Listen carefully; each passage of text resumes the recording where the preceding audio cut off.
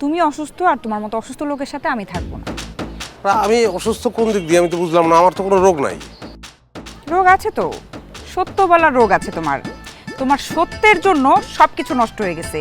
তুমি সত্য বলে আমাকে অনেকবার অপমান করছো, তুমি তোমার ফুফাতো ভাইয়ের সংসার ভাঙছো, তুমি এলাকার নেতাদের হাতে মাইর খাইছো, শেষমেশ তুমি তোমার নিজের চাকরিটা পর্যন্ত হারাইছো। তোমার সাথে আমি আর থাকবো না। আরে বাবা, এই জায়গায় তো আমার কোনো দোষ নাই, দোষ তো এই সব মানুষগুলার।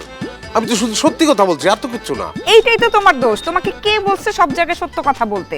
হ্যাঁ, শোনো, যেদিন মিথ্যা কথা বলতে পারবা সেদিন আমার কাছে আসবা।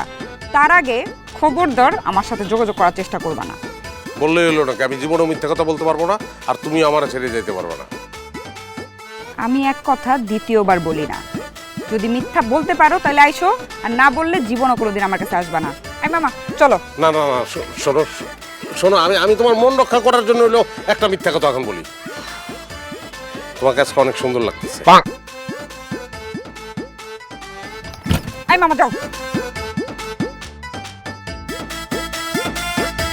সত্যের ওজোর নাই, মিথ্যার ওজোর নাই, কই যাবো থেকে। মুখ বাইরে আইছি, ভাইরাল কর। হ্যাঁ, এলাকার মানুষের কাছে আমার পচাবি না।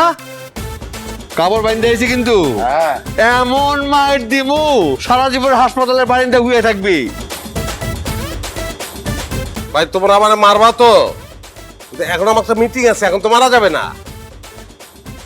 কালকে মারো, নাহলে পরশু মারো, সন্ধ্যার পরে মারো। এখন একটু মিটিং এ যাই আমি।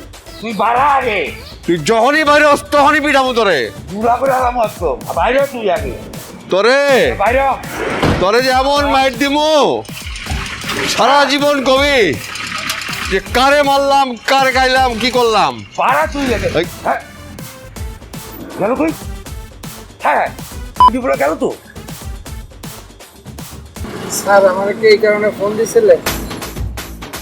হ্যাঁ, এরা রাস্তায় দাঁড়ায় আছে, এই বাসা থেকে বেরোলে এরা আমার মারবে। কেন স্যার? ওই কারণ তো একটাই, আমি সবসময় সত্যি কথা বলি। স্যার এখন কি অফিসে যাব? না না না, তোমাদের অফিসে আমার আর যাওয়া হবে না, আমার তো চাকরি চলে গেছে। তুমি আমার একটু মগবাজার মোড়ে নেওয়াই দিও, আমার একটা মিটিং আছে ওখানে। ঠিক আছে।